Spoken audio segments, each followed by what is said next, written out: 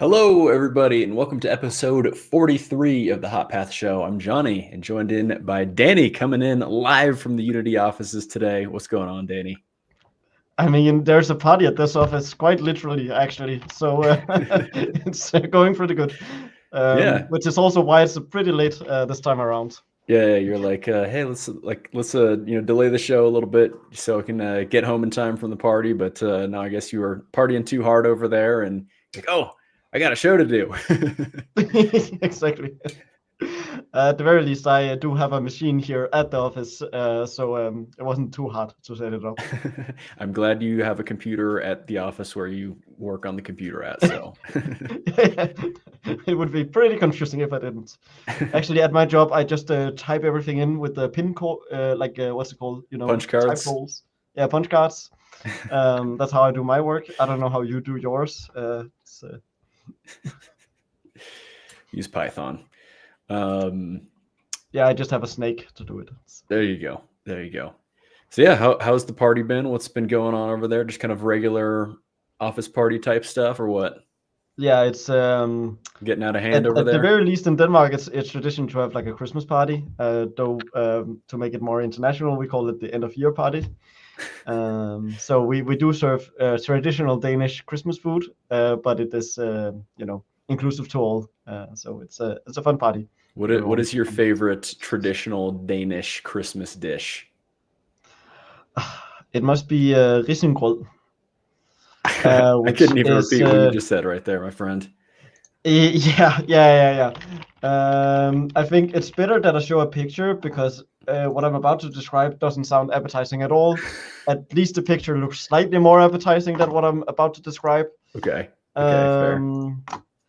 Because this is a dish. Let's see. There we go. Share. And it's a rice porridge with what's it called? Cinnamon sugar and a piece of butter. Okay. It's a tasty Danish dessert that you usually get at Christmas. So maybe you get a little bit of that sweet and savory in there, right? Exactly. And the fun part is normally if you have residuals left over, which you normally make an abundance of this rice porridge so that you have residuals after. Because what you can also use it for is to make something called ris el mandel. Ris el mandel. Which is this dish. It's like a dessert kind of thing, more. This is both of them are desserts. Oh, okay. Desserts. The risengrød can also be used as dinner, but they are very desserty, both of them. This one is made out of rice. The rice porridge from the other dish, including some almonds, some cut up almonds, and then you normally add like a cherry sauce on top.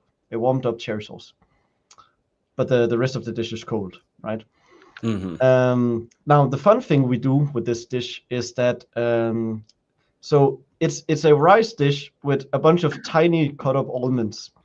However, we leave in one big almond, and whoever gets that one big almond wins the almond present. The almond present. I love it. Yes. And that usually is comprised out of a mandelgris, which is this thing. Marsipangris. It's made of marzipan. That's entirely made of marzipan. Like marshmallow type thing? Or Marzipan, like the almond based pastry. Oh, wow. You know marzipan? I do not. This is marzipan. Okay. This is like a pastry type paste that you make out of almonds. Gotta have the almond prize. Yes. That's something that's we could maybe start over here in America, having the great almond prize. Yeah. You guys like almonds, right? Actually, you would replace it with peanuts, I'm sure. Peanut butter in some way. Almonds are pretty popular. Although, do you know the actual correct way to pronounce the word almond? I do not. Almond. What? Yeah, that's how the almond farmers say it. It's Oh like, wow, because I did not. do you say salmon or salmon? Salmon. Right. It's salmon. So it's the exact same for almond. Oh, I see. Yeah. Interesting. Huh. So yeah, there's your little Yeah. linguistic tip for the day. But yeah, so anyways, we can get into a little warm-up topic here. Actually, before we move on, real quickly, why don't you just give us a little bit of a teaser about what you're going to be showing us in the main topic of this episode a little later today? Yeah. I mean, well, the biggest tease of them all is the fact that the Unite presentation was not only done entirely within Unity. Oh, actually, I'm showing it here. Was not only done entirely within Unity. The game was running inside of Unity. So the segment where we show the game, this is actually us running the game. Like it's just entirely run within the presentation, and you can like go back, and then it starts over again. And Yeah. I think that's super cool that you're able to basically create a presentation for your Unite talk where you have all the slides in here, and then when it gets to a portion where you want to like show off some gameplay stuff, it's just running right there. And then you can also like kind of shrink it down so it's like in the corner a little bit, and you can show some things alongside of it. And the extra cool thing that we've added is that we can do more than a normal presentation software. So for instance, if I want to point to something in the presentation, when I move the cursor around, I can move the cursor around, but as soon as I go to the next slide, the cursor disappears. Oh, so you can have it like show or hide depending on the slide you're on. Now, here's the funny thing. The reason we have this feature is because we presented after Unite the presentation twice more. So we had 2 other presentations of the Unite presentation. You know why this feature was implemented after? Because for the Unite presentation, if you haven't seen it or noticed, the mouse cursor is present through almost the entire duration of the talk. Oh. It's just in the middle of the screen. And my co-host was very annoyed by this fact. So, although she seemed like she was getting a little bit more annoyed with the clicker rather than yes, that is true. That is true.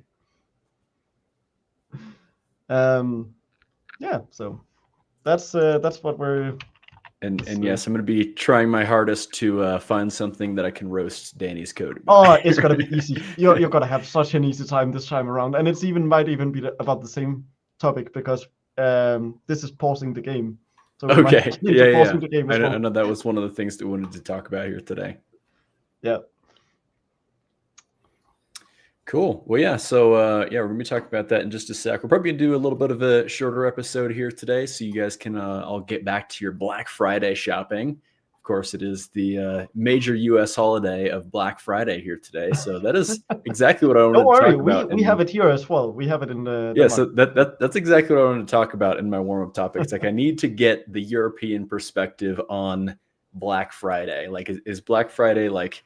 Because I mean, now it's a little bit weird. It's mostly like an online type thing, but like, was it ever like big and crazy like in the stores for you guys, or like, did you just see like the videos of like all the wild stuff happening in America, and you're like, what is going on over there? Well, for us, it was mostly an online thing, pretty much always. It never really was the like, oh, everyone is storming the stores, and you can't get inside the doors, or you're gonna get robbed or whatever happens over there with like the big videos that most people have seen of Black Friday back when.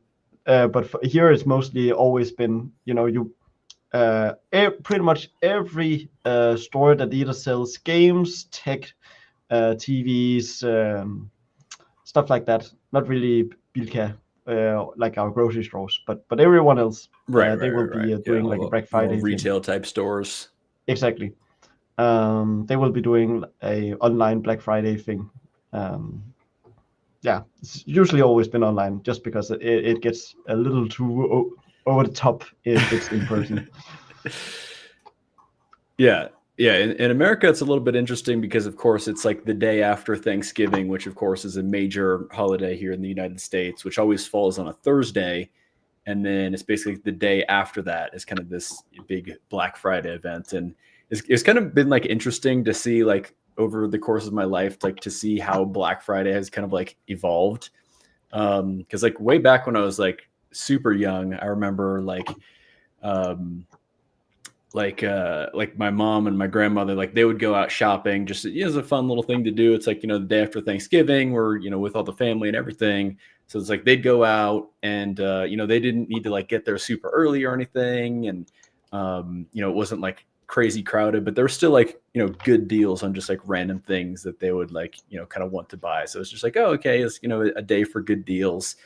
And then like slowly over the years, we started it to be, get a little bit more, like a lot more commercial. Like, you see advertisements on TV, like, like a week or two before where they're saying, oh, we're having these, big Black Friday sales and we're open up the stores like at 7 a.m. We're getting, real early and everything. And you see like in the newspapers and magazines, like, all the deals and everything. And so like that's when it started like picking up and becoming more popular. And then it was interesting to see like every year, like after that point, like all the stores would open like an hour earlier. It's like the next year, it's like, all right, we're opening at 6 a.m. this year. And it's like, all right, we're opening at 5 a.m. this year. Yeah. And then like 4 a.m. It's like, okay, this is like a little bit crazy. It's like the day after Thanksgiving, like, you're with your family and now you need to like go to bed early so you can like wake up and like go to shop at these places to like get a little bit of a deal. And then I think that's kind of like, around the time where we started seeing like all the crazy videos of like all these people like lined up and then they'd open the doors and then the floodgates would just go and like everyone would be like falling over each other. And yeah, so. Yeah, that's, no, I definitely have not seen that here. It's also weird that we even celebrated to begin with because because it's like yesterday is just like a Thursday for you, like it's not any kind of like holiday yeah, exactly. Thanksgiving is definitely not a thing here at all. We have nothing to be thankful for here in Denmark. No. But yeah, no. Yeah, so and then thankful all the time. We don't need a day for it, right? That's nice. Smart. Yeah, good save. But yeah, no, I was just kind of like curious about what the European perspective on this American Black Friday holiday was. But I mean, now it's definitely kind of like a global thing because it's all online. Everyone's got good deals and everything. So I think it's mostly just a big sales day. That's how at least it's viewed by everyone here. And then we also do like Cyber Monday and oh yeah, of course. That's Cyber Monday started becoming a thing. I should that's kind of in the whole Black Friday chronology. So yeah, I think we do Cyber Week as well here. Yeah, because they were like, oh, we'll do Cyber Monday, and then it's like, well, why not just run the sales all week? And if someone doesn't get to it on Monday, then they can just Yes, exactly. Yeah.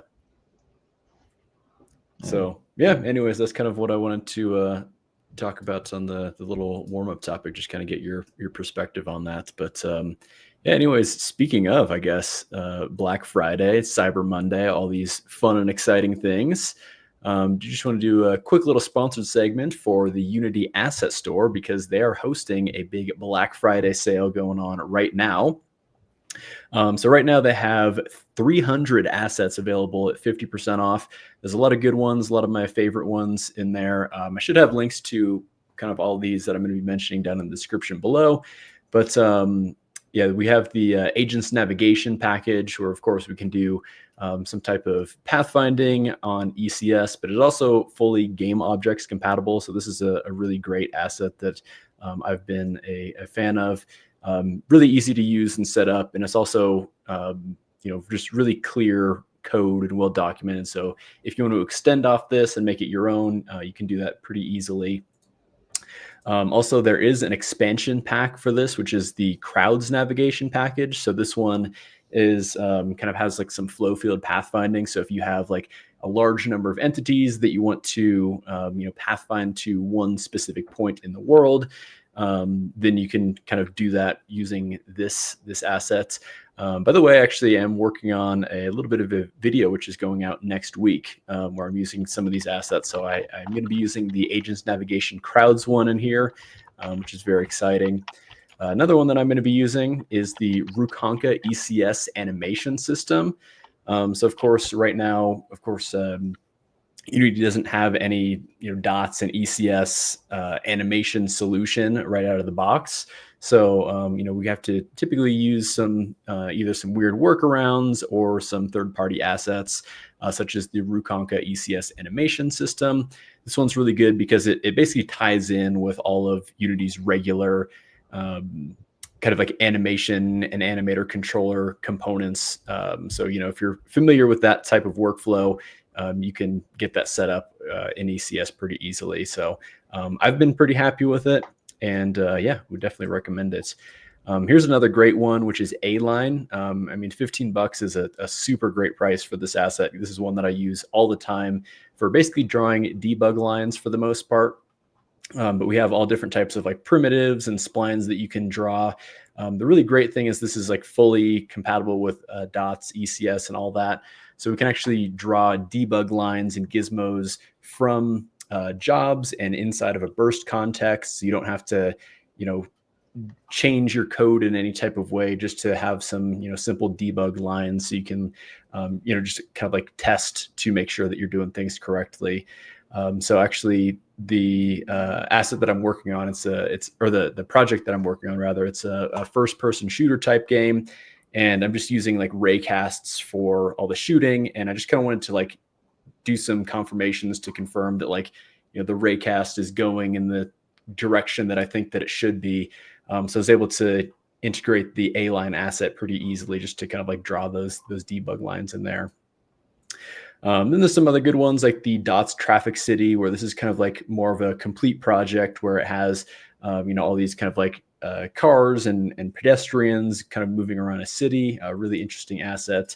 Odin Inspector and Serializer, of course, this is just a classic one for making tools within the Unity editor very easily. So this is of course compatible with any type of project that you're making inside of Unity. Really good one. Doozy UI Manager has been a great one for me for kind of like managing some more complex UI structures. And then here's another one that I'm going to be using in this video that I'm creating, which is the Polygon Apocalypse Low Poly 3D Art by Cinti Studios. So this is, a really cool kind of like apocalyptic environment. So a lot of like cool just kind of environments and characters and props and everything. A lot of good stuff by Cinti Studios that is on sale as well. Epic Tune Effects is just like a fun, easy to use one where you can just kind of have some of these like extra effects in there. It's really nice for just kind of simple little effects that you want to throw in there and a nice cartoony look as well. Universal sound effects, always just good to have like a big sound effects library that you can go through. This one has over 7,000 sound effects in it. And I was actually using this for the project that I've kind of been mentioning a little bit where, you hear like the number of like 7,000 assets. You're like, okay, that might be a lot. Like, how do you even like go through that many? But, luckily it's kind of broken up into folders, organized really well. So I was able to find everything that I needed to do super easy in there. And then I'm also using some background tracks from the Game Music Treasury here. So there's 550 tracks on this one. So a lot of good stuff in there. Also, I thought this was super funny. So I'm actually using the Dots character controller for this video that this project and video that I'm creating. And for the video, I remembered that like the Dots character controller started as like an asset on the asset store. And so actually I went back and I found this video from Black Friday of 2021 where I was talking about the Rival Dots character controller being on sale. Mm-hmm. So I thought that was pretty funny. And then, actually, I mean, and you can get it all for free now. Yeah, and it's all for free, right? Built into Unity. So yeah, very exciting stuff. And then also real quickly, let me just pull up this here. So this is a little project that I'm going to be working on called Call of Dots Zombies. So yeah, please look forward to that. Yeah, should be out early next week here. So yeah, again, shout out to the Unity Asset Store and their Black Friday sale. a lot of good stuff on sale, and they're also releasing flash deals every day where you can basically get these assets for up to 70% off their normal price. So a lot of good deals in there. All right. So yeah, with that, I think we can just go ahead and get into talking about your project here. How does that sound? Yeah, no, it sounds great. Awesome. Yeah. Okay. So yeah, I guess the question is, what is interesting to talk about? Of course, there's the Well, whole yeah, I mean, let's just presentation. like talk about kind of like the methodology of like you know, how you kind of like set up this presentation inside of Unity. Like, would you? I guess we could just kind of start there. I guess a good place to start might be why. Yeah, Why that's not fair. That's just fair. why didn't we just use like PowerPoint or Google Yeah, and Slides or like throw whatever? some GIFs in there. Yeah. Yeah, exactly. Also, on that note, like one of the very last slides we have here, that is actually a GIF, supposed to be a GIF. It just, there's no playback of that GIF,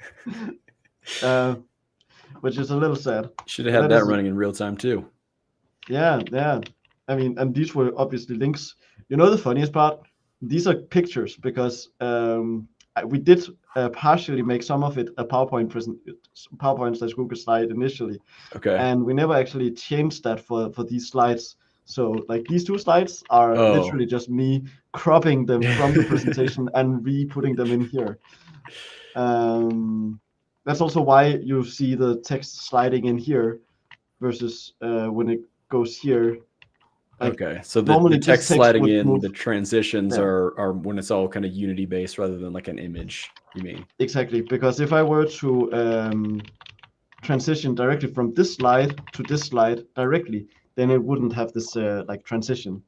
And that's because the entire presentation software is actually made in a totally like declarative way, so that I can just type in, hey, I want slide number 200, and now obviously the resolution is a little too low, but it says 200 down here.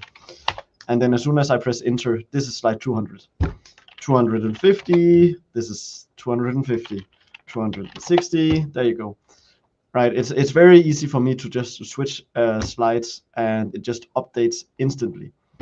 Of course, this is not something you normally can do with Google Slides and PowerPoint. That's not why we did it.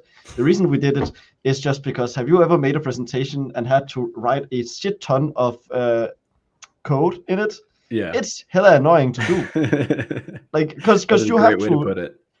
Like, it's either you have to use like VS Code, or hope that the formatting is copied over from Writer, or you use some tool. I used to use something called Carbon Now SH, I think it's called, which normally like generates a picture out of your syntax, which works so semi fine. But the amount of code that is in our presentation would have made you it guys used a lot. Yeah. very tedious to write all of this from there. Right. So Yeah. one of the things that we are actually able to do, because it's all written inside of Unity, is we can just like, there you go, create actually, no, this is wrong. Say we create a new empty one here, and then we add a component called the syntax highlighted. There you go. Class detail. And notice how immediately as I go to type it out, and I just put it down here, like it's already colored. Like it just automatically knows to color it. Void update. Would you be able to zoom in on your screen a little bit? Yes. Actually, let's just quickly do a display settings, and then that's that monitor, and then let's make it. That's the wrong resolution. That is wrong. Nice 4:3 there. Yeah. was a little too quick on the trigger button there. God damn it! Why is it still? Yeah, 1920 by 1080. There you go. That actually looks kind of good with the 4:3 resolution because it kind of takes up the whole height of the thing. But I'm sure it does. It looks very wrong on my monitor. Yeah, I was gonna say it's probably stretched out of your monitor though. Oh, there you go. This looks better on my monitor. Are things readable at the very least? It's better. I think it'll be workable here. You can more or less see what's going on. Yeah. So, anyways, it's just here I have what's it called? Like I'm able to put this around the screen where I want, live update this text, and it just like do the right thing. This dot function. It knows the distinction between when it's a variable and when it's not. So var this equals 5. Actually, cake. So as soon as, like here, you will notice that it's purple, but because it can then see that this is a variable, then it will automatically make it have the same color as the variable. Which is very interesting because if it was just doing a regex, then it wouldn't be able to do that distinction.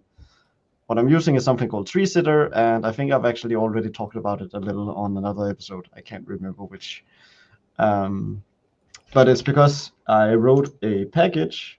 Everyone can use this package.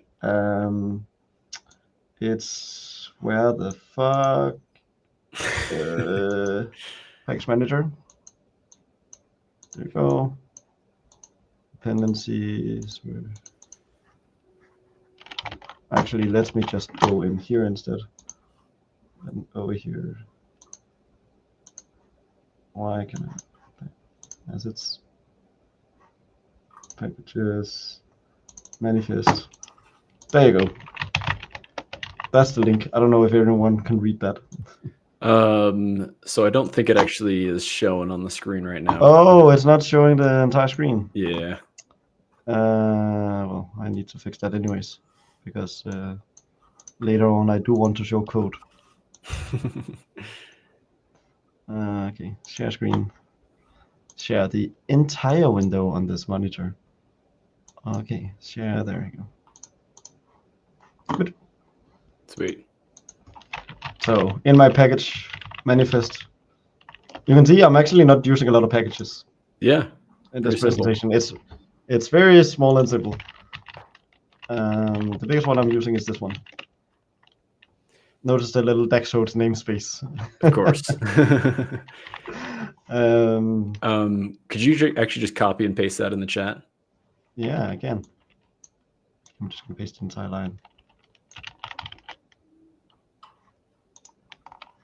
And then I'll put this in the video description here as well. There you go. By the way, notice something interesting about that link. GitHub.com/The Hot Path Show. Yeah. So when I started making it, I just used the repository for episode 18. And I never really changed it to any other repository. So yeah, it's like one of those things. It's like, yeah, I have a repository that I'm committing to, so no need to change Might it. as well. Yeah, exactly. So all of the Codimation package actually just lives in that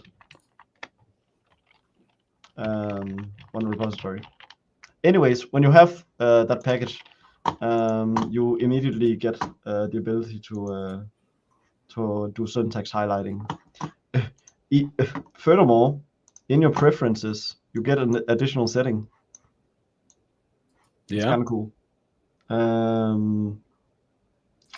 Does it say Codimation anywhere here? It does, right there.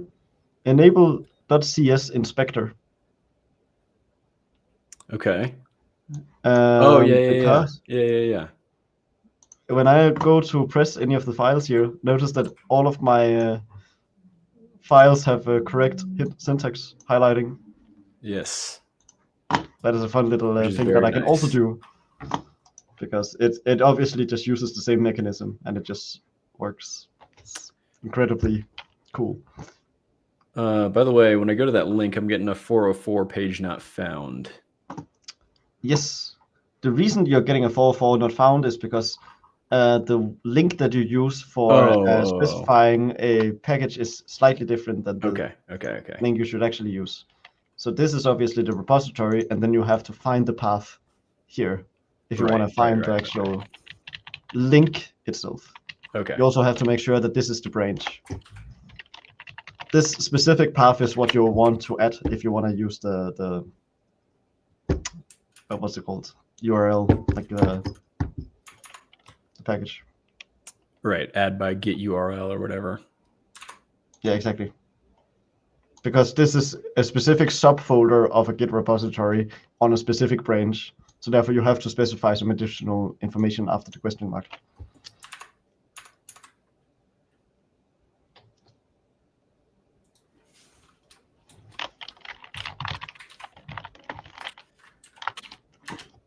But yeah, it's really cool. So this is one reason that we're doing the presentation using Unity. Another one is just the coolness factor. I think it's sort of like it sort of isn't a question of whether you should. It's more of a question if you could. Yeah, and it's also cool just to like have the the game running live in the presentation rather than like showing a video or like having a GIF of it.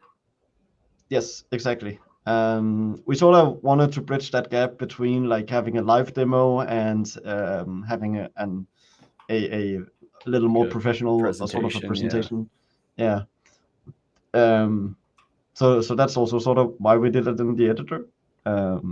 It's also just kind of cool to show people that this is Unity making a Unity presentation in Unity using their software as like dog fooding, like actually using it instead of just like making it. I also felt that was important. Funnily enough, the game that we wrote last year. So there was a year between when we wrote the presentation and when we wrote the game for the presentation. Everything sort of fit in together. Another fun fact is that we're using 3 different UI frameworks here. So what, regular Unity UI, UI toolkits, and then what would the third be? I think I'm pretty sure there's some ImGUI stuff in here somewhere. Okay. Oh yeah, it's yeah, that's right. So all the debugging stuff is ImGUI. So like when I type this stuff in here and it says a number down here. Oh, okay. That right there is ImGUI. Nice. So and also, I know Unity has like specific ways they want like the presentations to look. You have like the Unity logo in there and everything.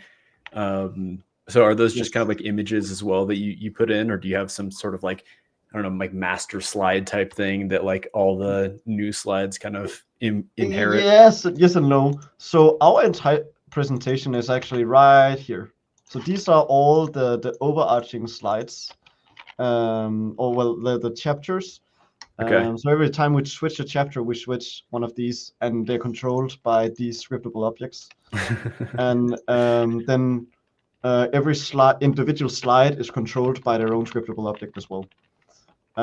So when you see a slide, let's say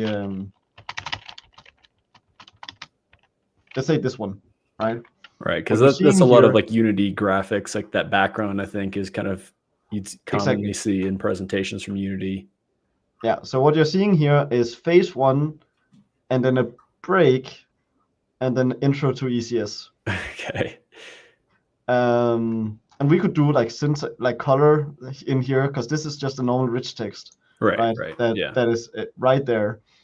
And what does it mean to be this phase? Well, it means to have all of these what's it called? Slides in it. So all of these are individual slides, right? Now, interestingly, if you notice, there's a background, right? the background is just described by background image during title.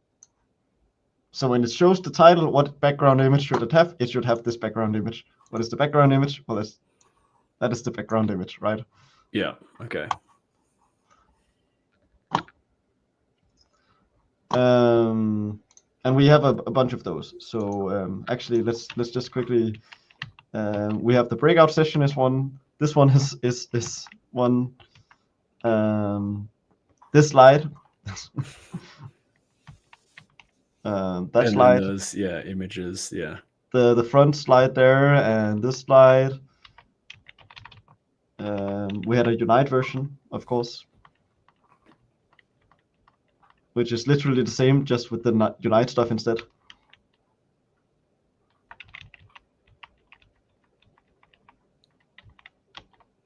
So yeah, no, it's we sort of cheated some of it. There's a few more hidden pictures in different phases. By the way, this is a lot. Some of the there's I don't know how many scriptable objects we actually have, but it's a shit ton. I was gonna say, is it kind of like inconvenient to create a new slide, or you guys kind of like gotten a pretty good workflow like when you started? You get into a sort of vibe of it at some point, right? Yeah. And but it's still probably I mean, not as easy as just doing like Control N on a Google Slides thing and just. It's certainly not as easy as that now, but for the most part, you just copy the brass slide and then it's all fine. And then just make your changes, yeah. Exactly. And so, for instance, what we like, what's it called? Like an example of a slide here is that let's actually show one of the more advanced ones, just because it's a little almost easier to understand on those. Okay. So during mapping terms, I think, is this one of them? Yeah, that's one of them. Good. So game object explanation memory is such a bad name. By the way, that's another thing. We initially made sort of okay names for the slides, and then we just stopped. Walter called out this one, and a work in progress, work in progress. Yeah. We certainly lost the plot at some point when it comes to naming. By the way, there was indeed a work in progress before. The work in progress is the second one. And a final, actual, complete draft final. That is accurate. So, anyways, let's see here. Which one this would be. I don't know if we're even showing this one. We might not actually be showing this. Or maybe we are. A little bonus slide for us. Yeah, this slide is probably not shown. Which one would be then? Oh, is that because that? Okay, basic. Yeah, this would be the ones that are.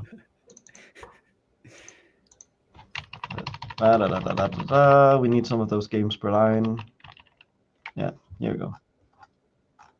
Okay, so as an example, we have this slide here, and of course, there's a lot of options per slide. What can a slide mean? You have the ability to say, hey, I want to draw some text, and if you draw some text, you get the text area on the side, and then you can say, hey, please draw this piece of text here. And so for this case, the particular slide that I'm showing right now is like, let's see if I can get this correct. A little more back than this. Yeah, it's the slide. This is the slide that I'm showing right here. So you can see that it has the title iSystem. Mm-hmm. All of the code is right over here. This is that same piece of code. I can use 3 curly braces to mark a grayed out area. Oh, okay. So you kind of have like irrelevant code, basically. Yeah, you will notice a lot of the presentation we have this grayed out code so that we can just focus on what's important. Yeah. And just a quick answer to this: no, it's not Rosalind. It's something called Tree Sitter, but it would The reason that we are using tree sitter is because tree sitter passes things a lot faster than Roslyn would. Roslyn would actually have to do a compilation step, whereas tree sitter sort of fix it by being an incremental AST that can do some smart operations, because it does actually have full syntax information, and it also does look at it for that entire tree. It just can't do cross files. Tree sitter is also what Copilot and GitHub and Atom uses as their parser. So it was originally written for Atom, and then what's it called? Whenever you use GitHub, they also use that same system. Oh, okay. Yeah, it was the same team that ended up doing that. In any case, so oh my god, it's getting darker in here. Like all the lights turned out now. They're kicking you out. Party's over. Yeah. I don't know. I mean, the parties are way over there at the other side of the office. I'm in the opposite side here. So. Oh, lights are back. Oh my god! Just moving the arm just turned on the light. Actually, I like the light. Sad. Anyways, so yeah, let me quickly show this slide here. So what's interesting here is that not only am I showing text, I'm also doing some animation here. These are present right here, right? And I'm also making it so this cursor is saying, hey, I want to be at this line, right? It's like marking a specific line of code. So something that I can do is I can add these frames of animation, essentially, right? So I have 4 frames of animation. The first one saying, hey, you should be a line 6. 1, 2, 3, 4, 5, 6. I think it's 0 indexed 6. I think, does that line wrap around maybe? No, maybe. No. Oh yeah, no. It looks like it is a separate line. It is a separate line. So this would be a 0 indexed. But yeah, so it says to highlight line 6, and that same frame should have a bug C#A with this position, and it's this bug type, right? It should have a bug C#B, and the only important thing here is that these are unique names, and it needs those unique names so that it can do proper transitions to the next frame. That also means, by the way, that if you were to directly transition to another slide way later on, and it still matches that name, it will do like a proper transition on that day. Oh, even though they are totally different slides. In any case, it does mean that here this is the top bug, and this is a line below it. Okay. Right. And then we say, okay, well, C#B should use the same as the last frame, right? So it should stay in position, but A up here should move 1 back, so it should move over here. Also notice that line 7 is now highlighted. So what we expect is that if I press to the next frame, this should move down here, and this should move over there, which is exactly what happens. And then, I go here, I move back to 6. I then keep both of them the same.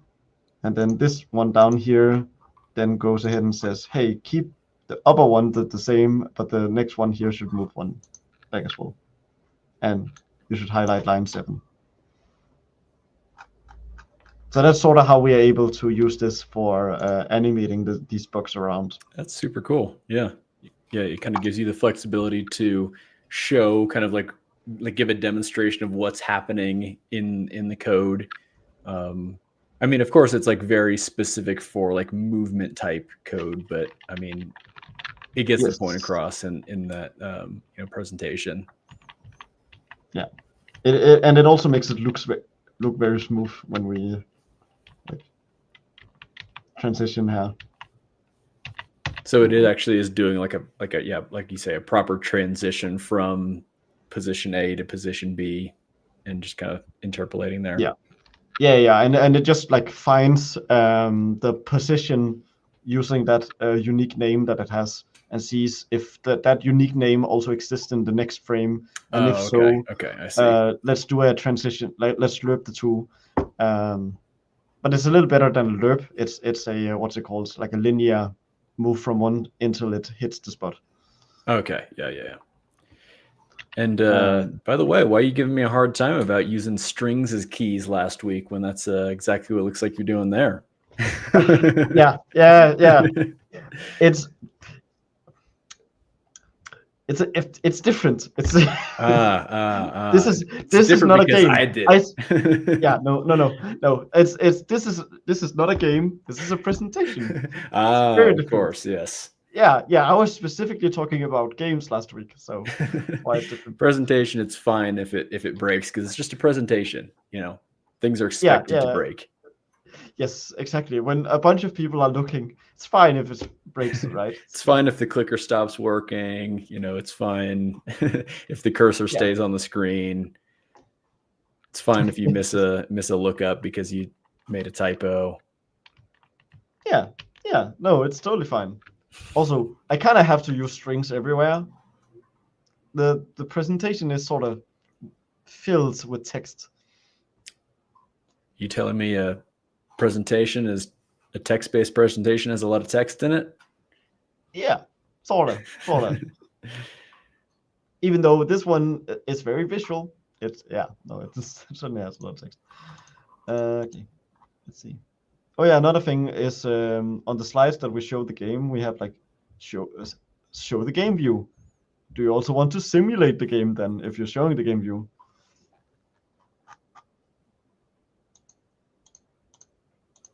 And for the slides that are showing text, well, in those cases, showing text but they're not showing the game, then we want to show the proper background.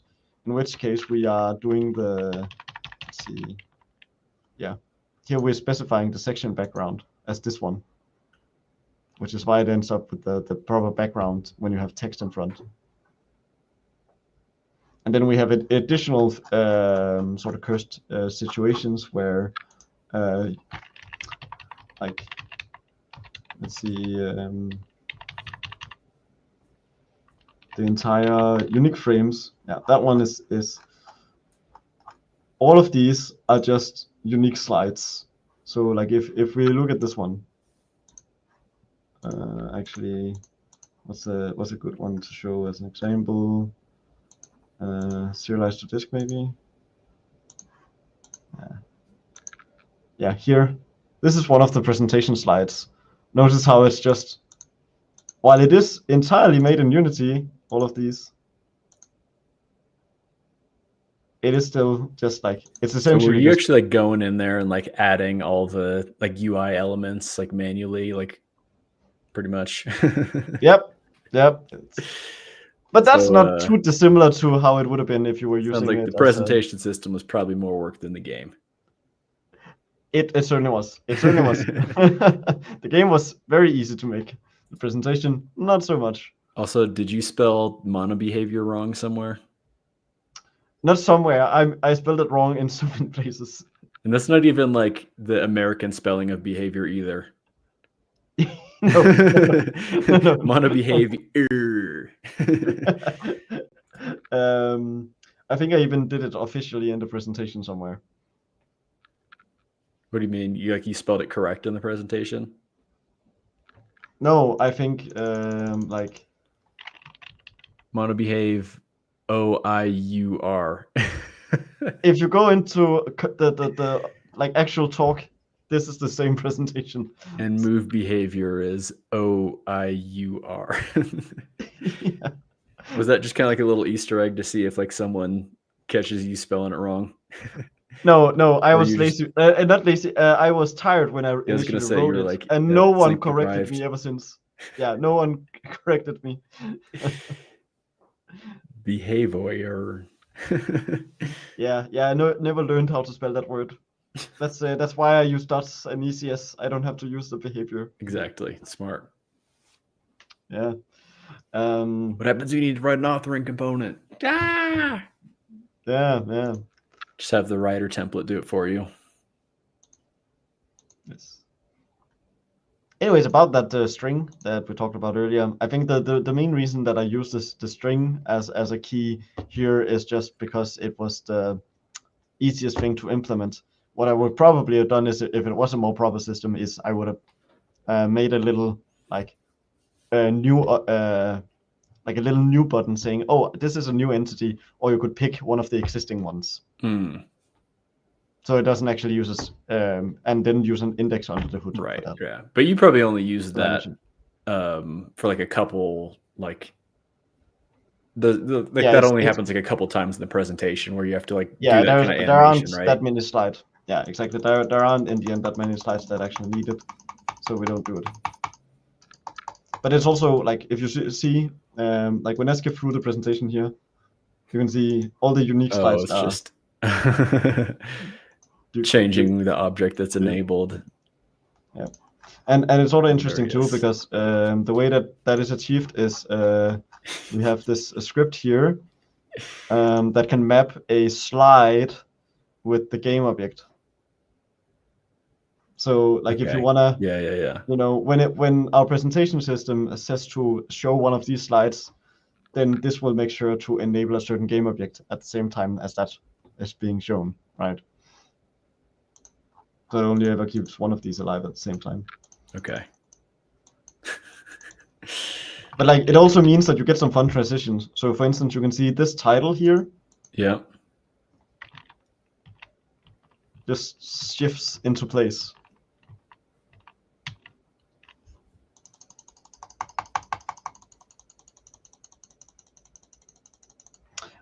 Anyways, we should probably also show how the what's it called, pausing is done. Yes. That Okay. was a little bit of a topic for last week's episode, where we're talking about how I was kind of doing pausing. And so actually, how are you using pausing in your game right now? Like, is there a point in the presentation where you kind of like actually paused it, or what? Yeah, here. So we obviously don't want these spawning until you actually get to this slide.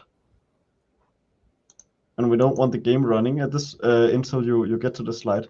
Okay, so the game is essentially alive, always in the background, but then it's like when you get on that slide, then you kind of like resume it. Exactly. Boom. Now something interesting that we do have here is that we do a little more, because we don't want to only pause it. We also do want the ability to what's it called, when you go back to the slide, state. It should reset the state.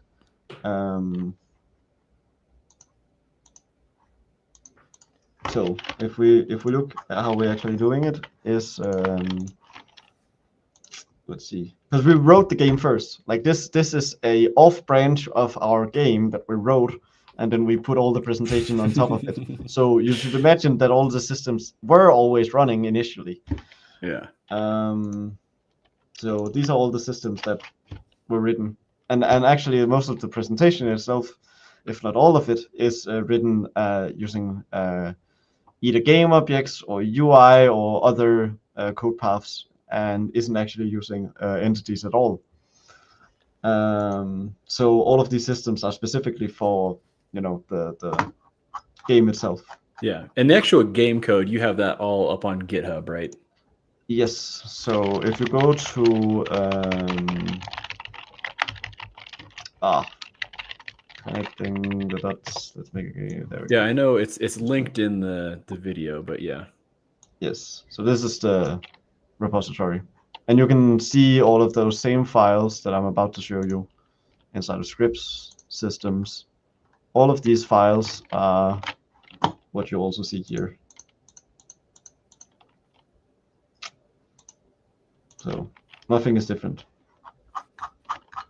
and that's the game we have running.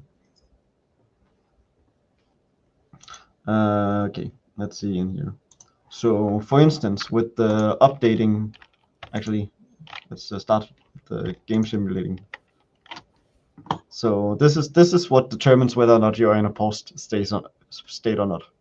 Like just the existence of an entity with that component, basically, right? Exactly. We have this thing called the master animator. And the master animator is what essentially, when I press back and forward, that is what makes sure that I change the presentation index. So you can see here, I press the left arrow, it will either -1 or it will stop at 0, right? Or vice versa. It will add 1 if I try to press to the right. Just press spacebar. So this is the master animator is what controls all of the animation of going from one slide to the next, etc. But it's therefore also what says, oh, am I currently on a paragraph that has the Boolean is simulating game? So that was the Boolean that we saw in here for simulate game ?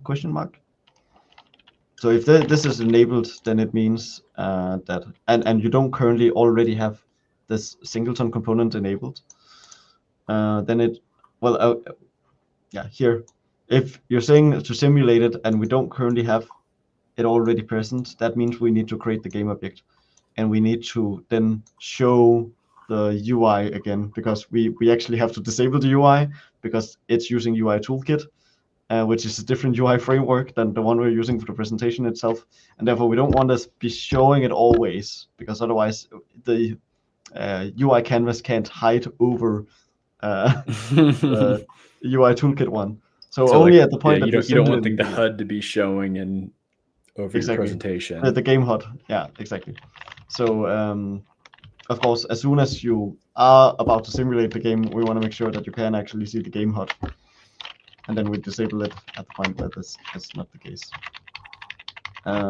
Which is very easy to do because we can just get, the UI system, literally called the UI system because it's a system. Get that singleton and get it to be visible. So now that the game is simulating, we can see all the usages of this particular component. Let's just have it over to the side. So, of course, this is just the master animator. If you want to have a modal behavior use it, it's fairly simple to just use the default game object injection worlds. Even though I despise it, it is very useful. Yes, it is. For this sort of thing, yeah. Yeah, it's always fun that I can say what I feel is the correct thing to do, but also still be doing the opposite of that. And that's holds true in games as well. Like you know what the thing that you should be doing is, but you don't have time to do that thing, so you do something totally different than that to actually accomplish the game. Take the shortcut, yeah. Exactly. So much of making games, I feel like, is just taking those shortcuts, even though you shouldn't be doing it. It's a certain amount of those shortcuts is a good thing if you want to be done. Healthy, yeah. Exactly. It's like when you're following a diet, it's good to have a little cheat day every now and then. Yeah, exactly. That's a good analogy. That's a good analogy. And it reminds me of a chat I had today, which is like about upgrade tooling. Like Unity would probably never want to enable a tool that just was a batch, like release a tool that was just a batch script running over your entire program, doing like a regex to sort of map one version of Unity to a new version of Unity, and then you fix all the like remaining things, because that feels hacky. That's a batch script that's running, that's doing something sort of, you still have to fix a lot of shit. That is not something Unity would ever release, but as a game developer, that's certainly a script that you would make yourself. Yeah, 100%. Yeah. It sort of is this weird situation where you know what's right, but you also know that like what the game industry. It's like, if you understand the hack, the hack can still be okay, because you understand it and you have control over it. You know what it's going to do. You know the limitations of it, exactly. Yeah. And you know how it might break and not do the right thing. So, in any case, about this hack, let's see, what was I? Is this still in the master innovator? Because we don't care about the master innovator when it comes to this. Actually, what is this? Okay, yes. Okay, buying system. So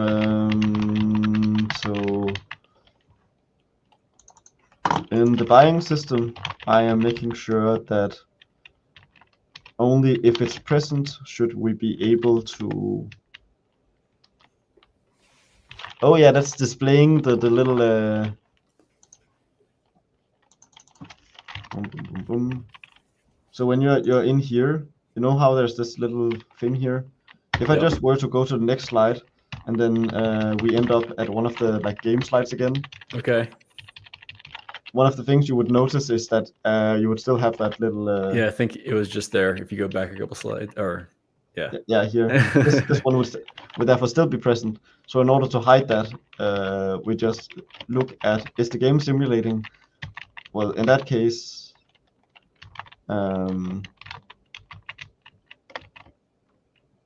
let's see. I'm just kind of like imagining. Yeah, remove right the now, disabled component. I'm just kind of imagining all the like little bugs that you ran into as like you were like playing the game for a little bit, and then you go to like the next slide, and you're like, oh, there's like this guy now attached to the mouse. Yes, exactly. And then in the position system, it's like, oh, okay, I want to pause all the movements. I don't want it to actually move. Oh, and then at some point I realized actually what I want to happen is I don't want it to pause only. I also want it to reset when I get back.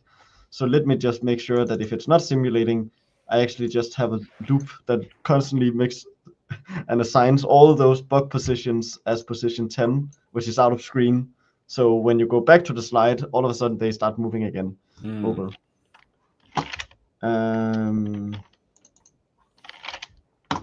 Here is another interesting thing that we do for spawning the bugs. So, of course, it's the case that if I go over to the slide, you can see that they're all spawning here, and then I wait a little, and then you can see the next batch coming shortly, right over there.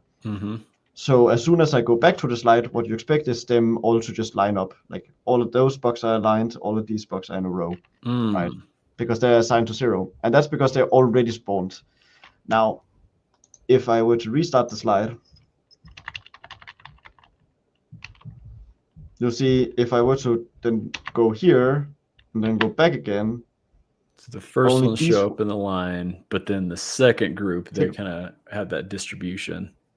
Yeah, exactly. And the reason that they still have the distribution is because, of course, they got to spawn normally. And that's because I'm actually doing the proper pause on those.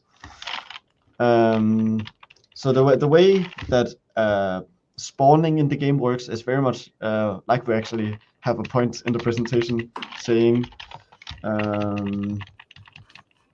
we have, when am I saying it? I'm saying it like when I'm talking about components, which I'm doing here. We have an array, technically a iBuffer element of the buffers we want to spawn and at which time we want to spawn them. So because we have a specific time slot at which we want to spawn them, we sort of have to make sure to like get them back in time. And so we're constantly, as long as the game is not running, as long as the game is paused, we are adding a time offset. And that time offset is then what we say, hey, you should be delaying your elapsed time from that, right? Because then all of a sudden it's not you spawn at the 5th second, it's you spawn at the 7th second because we waited 2 extra seconds, right?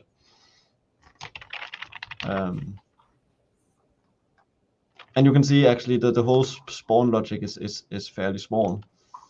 It's which thing am I currently trying to spawn? Okay, it's the 5th thing I'm currently trying to spawn. Has it reached the correct time to spawn that thing yet? And then while that's the case, then I should keep spawning with however much that it says to spawn and at which lane it says to spawn by.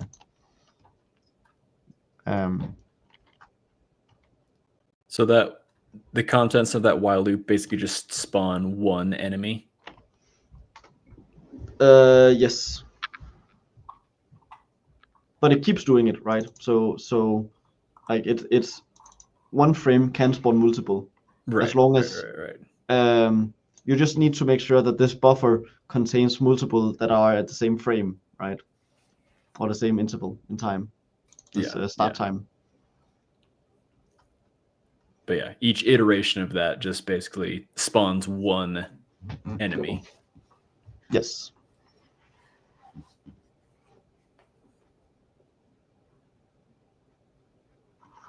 As for the person who asks, why not just do time to time scale?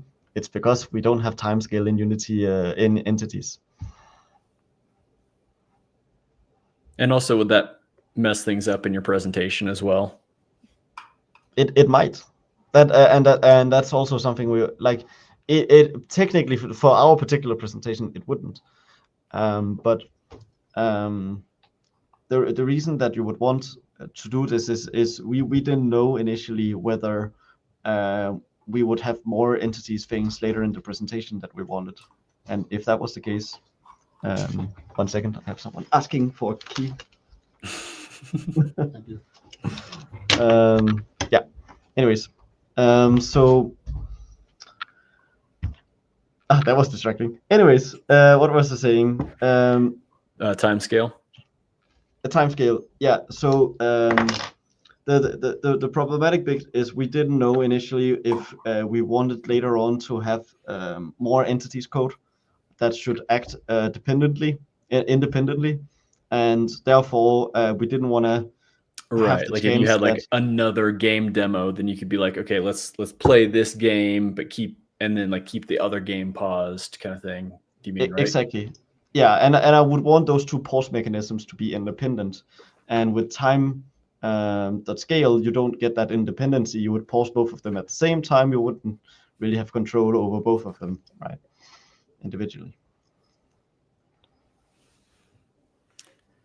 And then actually, so on this, so if you want to do any kind of slow-mo effects and you can't use time scale, I suppose. So if you were just using one game, then it's what's interesting about a system API with a time is actually, Johnny, do you know what system API time actually is implementing? I was just going to say, could you probably just go and kind of like modify the system that increments the time?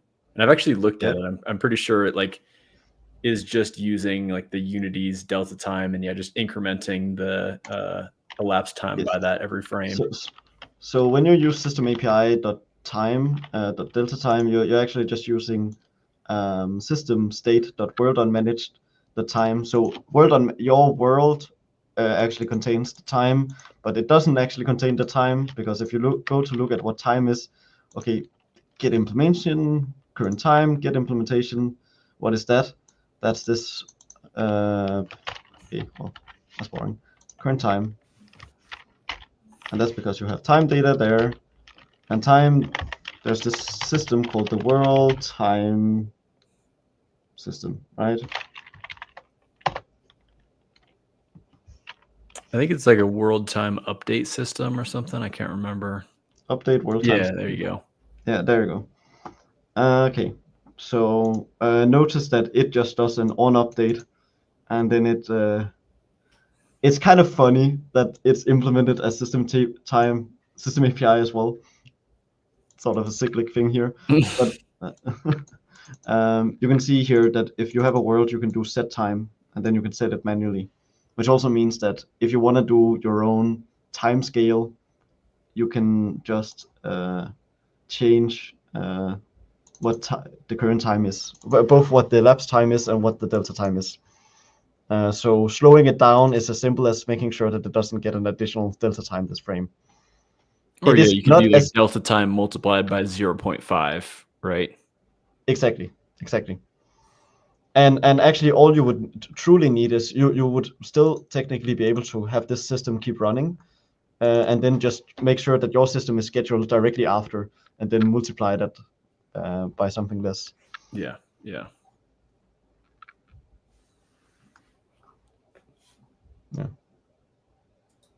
So yeah, it looks like maybe just changing the time scale does work for the DOS physics stuff. Oh, that's interesting. I suppose actually maybe it Right, would 'cause, yeah, halfway work because it does use as input Unity Yeah. Engine time. So maybe it does. Maybe I'm just wrong, So and maybe it it does does work. work. It seems like it probably Yeah. would, right? If it's just incrementing by Unity's delta time. Yeah. Maybe. I also don't use it that much, so Yeah, I don't really mess I with the time to scale too much.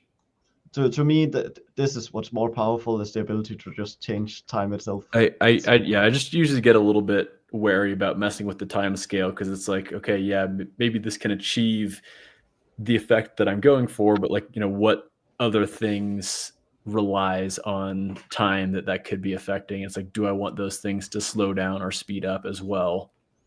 Yeah, exactly. I feel The like it's just problem better and to do it a little bit more, manually on my own, where it's like, yeah, okay, I'll take delta time and multiply it by my scaling factor and then yes, do what I need to do.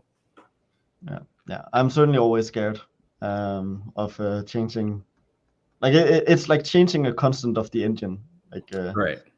it's Although, it's yeah, as I if will you say made it your probably entire is. game at 60 frames per second, and then all of a sudden it was running at 120 frames per second, Yeah. and all your values all of a sudden didn't scale anymore. Yeah. And yeah, I would say, I feel like it is useful for things that are like built in, like, Unity's physics, where it's like you don't really have control over like how Unity's physics works. So like you can't, like if you wanted to slow down Unity physics, really your only option is to mess with the time scale. Yeah. So yeah. Anyways, is there any more questions that people have or you have about the presentation? Why don't you show off the animator real quick? Oh, sure. This is some incredibly also cursed piece of code that I wrote. Let's see where I wrote that. This is in the animator scrubber.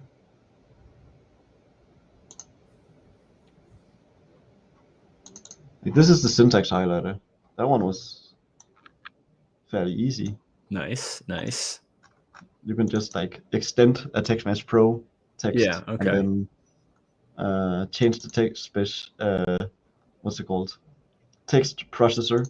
So I wrote my own little text processor, and then as every time that a text is being rendered, it just draws to the what's it called? It changes the input text to go through this, Oh, and then cool. that's what's actually drawn to the screen. And this then would take that input text and make sure to add all the HTML rich text highlighting that Unity needs. Nice. So it actually goes out, and that sort of just works. Anyways, that was a little bit of a sideline. That is pretty easy, actually. It makes it very easy to implement, also because the way that I made the tree setter stuff is that it's just a utility function, so you can just like Just do dot any highlight. piece of Yeah. any string that you can put in here that is source code will emit some piece of rich text that Unity can consume. Nice. Yeah, and that's just powerful because you can use it in pretty much every rich text system that Unity has, which is quite a lot. Yeah. So that's basically how you can do like the in-editor highlighting and everything as well. That's why it works in the in-editor highlighter. That's why it works in the text mesh. That's why it's very useful. Let's see. Okay, so I know where to find it. So master animator, everything in the end is connected with the master animator. So it is called, is it this one? No. The view manager, maybe. Oh, you using some MVC here? MVC? I don't know this pattern. The model view controller something. It's funny. I've never actually studied the model view controller pattern. I've only heard about people talking about it to me. So I might be using it here. I don't know. Might be some MVVM even. What is this? Model view model. It's an actual design pattern that people use. Oh. Yeah, sure I am. Or, well, I don't particularly. That's the thing. I don't like design patterns just because I more so like when things naturally end up in something that people might relate to in some way.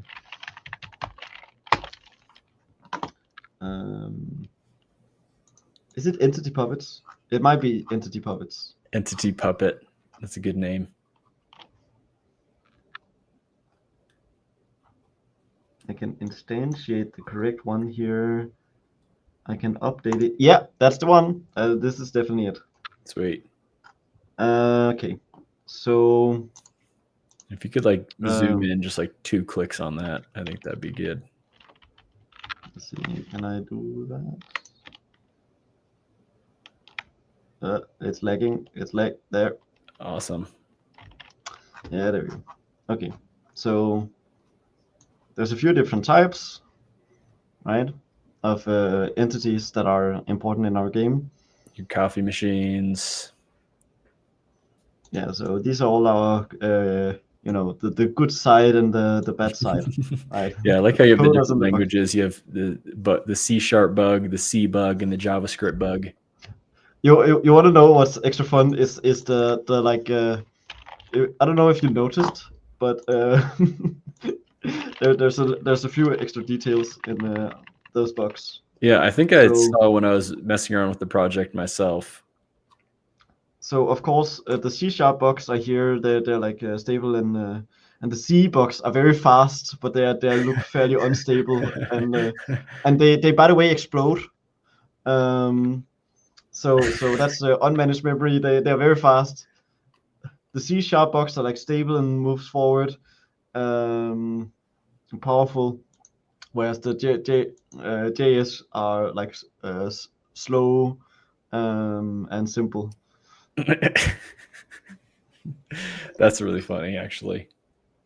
I think if you look at the stats, there's also more details than that. Like we had way too much fun coming up with like the reasoning behind. You're like subtly roasting the different coding languages, but like no one would ever notice unless you like went into the source code.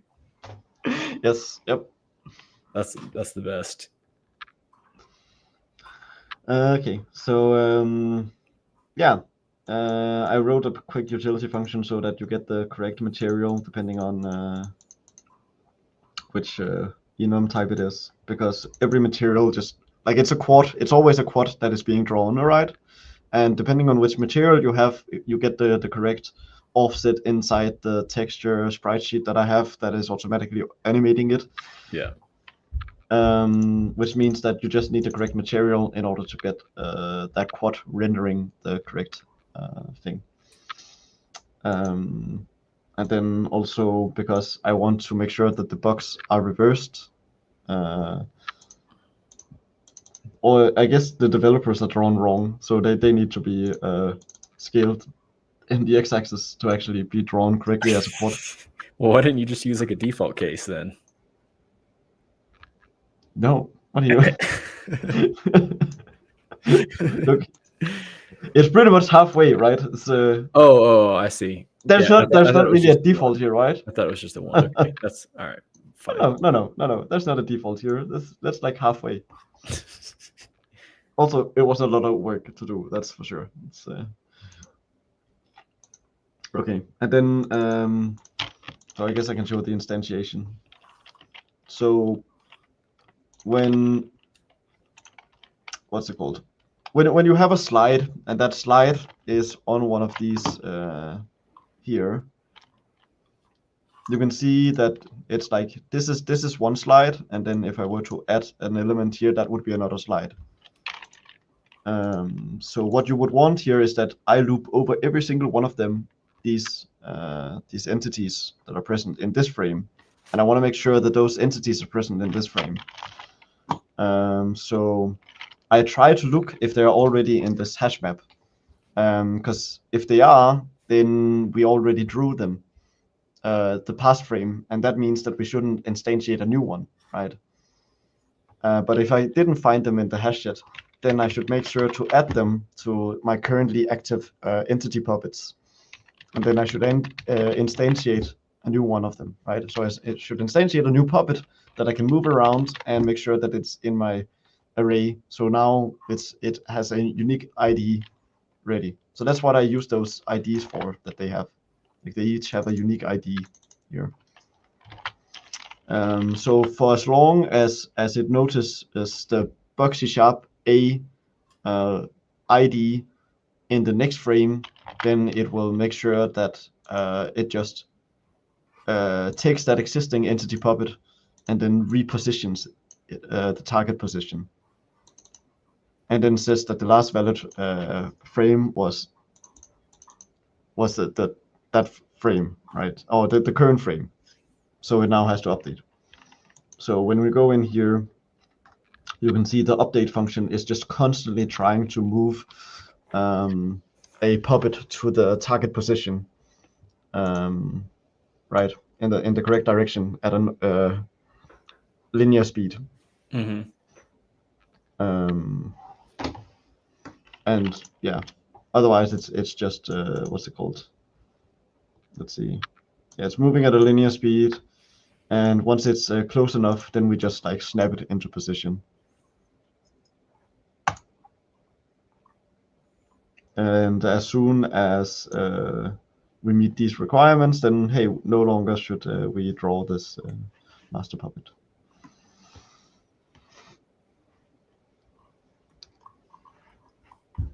Nice. And then real quick, do you just want to show the shader that you're using to animate the puppets? Okay, let's see. Actually, this is called the entity puppet.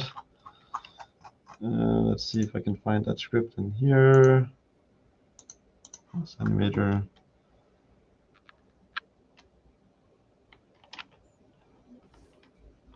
Where the hell am I even referring to the concept? Okay. Component code view. No. Component unique frames. No.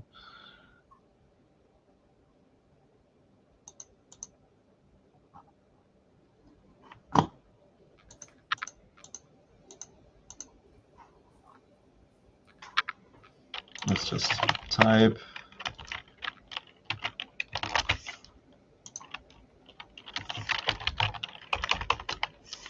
Do people remember how to search for types in this?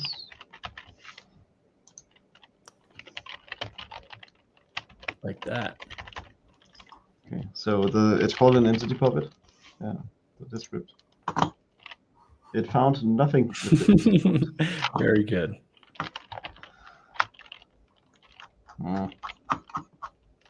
Let's see. I just need to find the material. So I'm clearly assigning all the material somewhere. Oh, there you go. Let's go. Shout out, right? It's in the resource folder. So I'm using it as a resource. Okay, there you can see all the different materials. One of the materials is the coffee machine material. Now, here we can see that the coffee machine has a speed of 2. It has a start offset finding the correct location, and the reason for that is that the texture, if we look at the texture, might be under images, it's this image here. So the texture is orchestrated in such a way that we can't see it because it's very small. Okay, what the 128 by 128.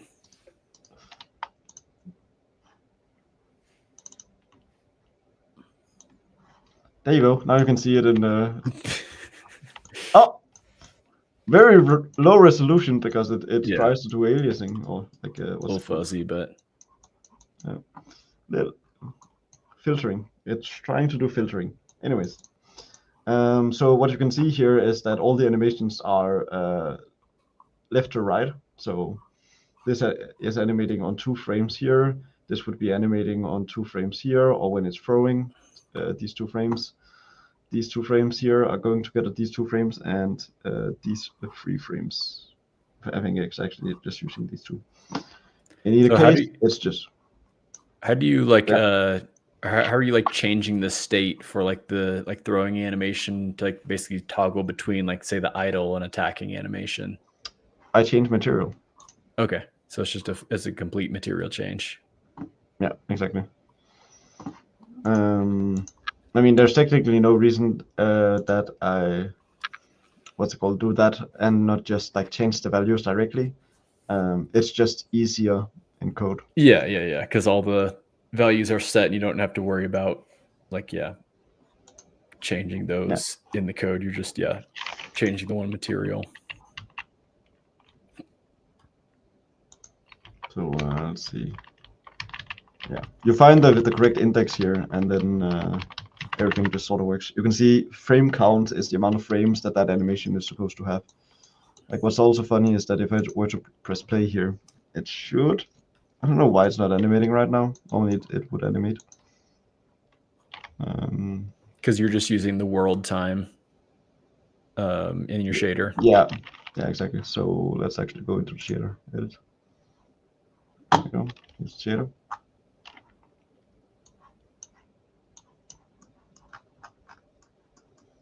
All things considered, it's a fairly small shader. Yeah. So the basic gist of it is that it's let's see here. So I'm of course taking this original texture, and then I need to do 2 things to it. I need to find the correct like small segment, and then once I have the correct small segment, I just need to make sure to like switch it back and forth. So for the actual timing itself, actually you can even see it animating in here. Yeah. So this is doing the proper animation from within. This is even a texture that we didn't use clearly. I can't even remember what this is. Oh, that's the coffee. Yeah. Okay. That's the coffee that is supposed to spawn out, and it's like warm coffee as well, right? Get a little heat coming off of it. So detailed. Yeah. I am no artist. I had to draw all of this. The entire. I was the person who drew all the art assets for it, not including that, but including all the game assets. Did you use Paint? I know that. No, I use something called Pixel. It's fun. Pixel? Pixel, yeah. Spells like pixel, but with a Y instead of an I. Okay. I thought you said Puxel. Yeah. Like Pixel, P-U-K-E. but with, yeah, it's a pixel, but with a Y. So, anyways, you can see here that it's just using the time, then multiplying it by some speed, then flooring it. So we only get like 1, and then all of a sudden it becomes 2. Right. Yeah. And then we modulo it. So, it becomes 0, 1, and then instead of 3, it becomes 0, 1, 2. Instead of 2, then it becomes back to 0. So it switches between 0 and 1, 0 and 1, 0 and 1 constantly. And then, of course, we have to turn it into a vector 2 because we need to, like, this is our start offset. So we want it to be like find the correct starting location on our texture, and then 0, 1, 0, 1, 0, 1 as like an offset. That's why we add it here as the offset. And then we multiply by the tile size. So this tile size is, of course, how big is our texture, like in pixels, and then divided by the size of the grid, right?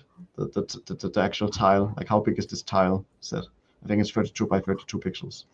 Yeah. So in theory, you could also have larger tiles as well. Like you could have like a 32 by 32 as well as like a 64 by 64.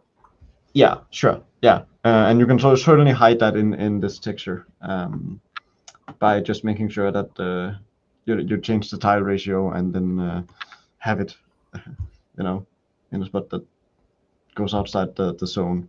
Right. It's like here you might be able to have 2 frames in the larger size. Yeah. For instance. And then basically just doing a little UV offset on there. Yeah, exactly. So that becomes the tile amount, and then I multiply that by the size, and then boom. All of a sudden we have it at the correct location at the correct size.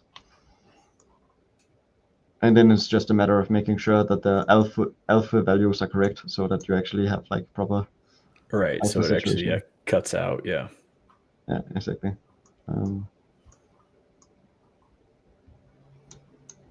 Yeah. So that's the animation. Anything else that people want to see? I think that's everything that's I would want to see. I mean, I don't know. Is there any other interesting parts of the game that you want to show off real quick, or those are kind of some of the main interesting, unique things on this project? I think we showed most of the interesting things, which is why are we making a presentation in Unity? Well, one thing because it's cool. Second thing, because syntax highlighting is a fucking mess in every other presentation software, and this makes it so incredibly easy to do syntax highlighting, because it's as easy as saying, hey, this slide is highlighted with this text. Boom. This piece of text is immediately highlighted.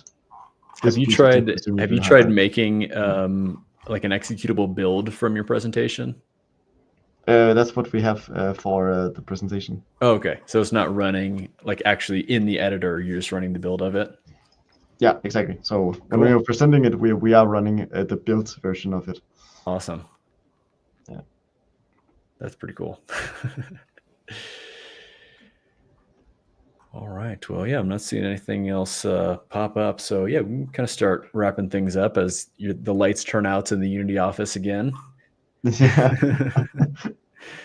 Now that the guard is gone.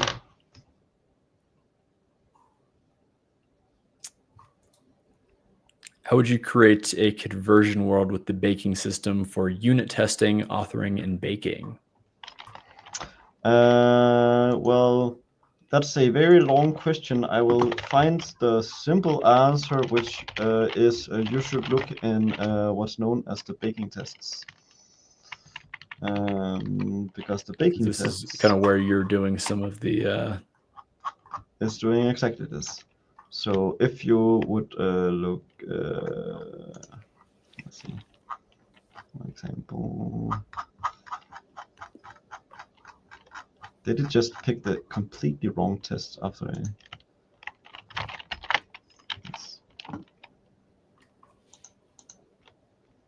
bigger test? Then in here, good. Also, Danny, make sure you tell the burst team to handle their bug reports. Looks like you might have some going unchecked. I will prompt them to. Do you have any particular? Do you have like an int ticket number for it that I can point them to?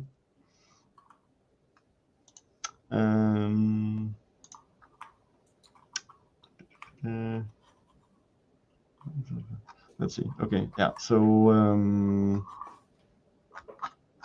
the children. These are the ones that are being used. So let's see.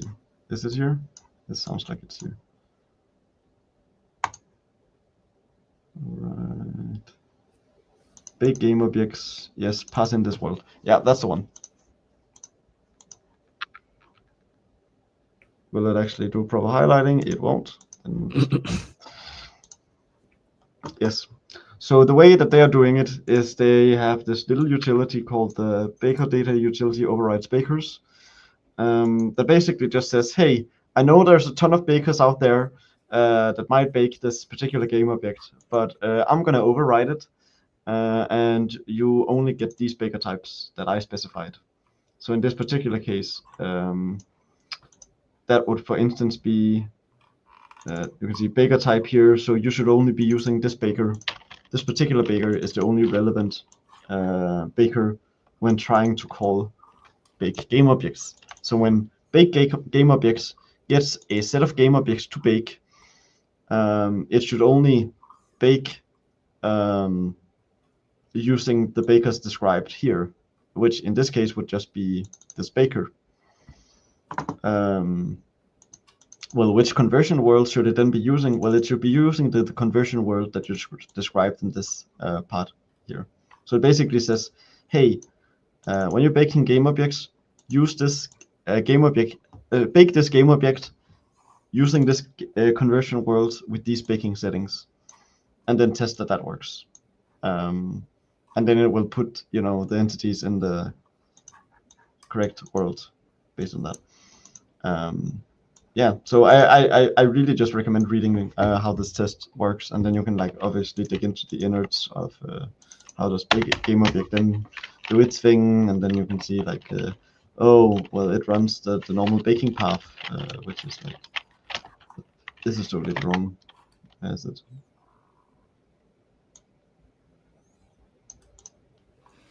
Yeah, so that's how the bake game objects function works.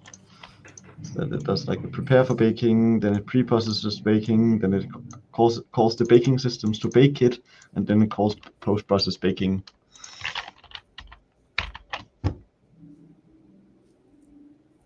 Anyways, I hope that almost answered the question in as short time as I can. Yeah. I think you just have to look into. Look at this and not delete it. And yeah, it looks like still yet to be confirmed. Still waiting on the first step in regards to the burst team bug reports. Yeah. Okay.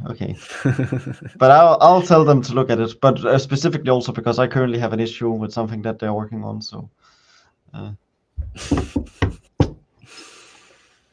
Sounds good. All right. So yeah, with that, I think we can go ahead and wrap things up a little bit here. So yeah, did you come up with anything that you wanted to, any fun things you wanted to share with the community here? Well, there is this one presentation. I don't know if you've heard of it. There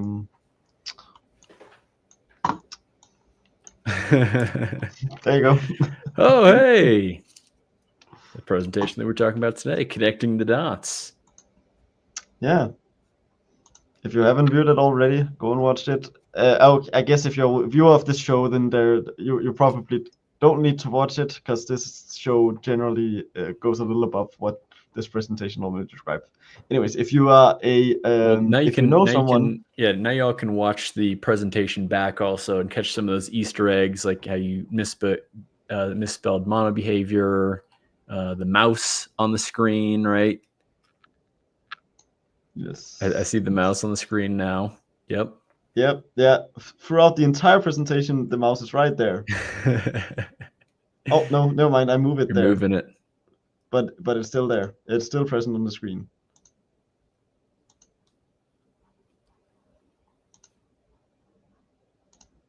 The mouse never disappears.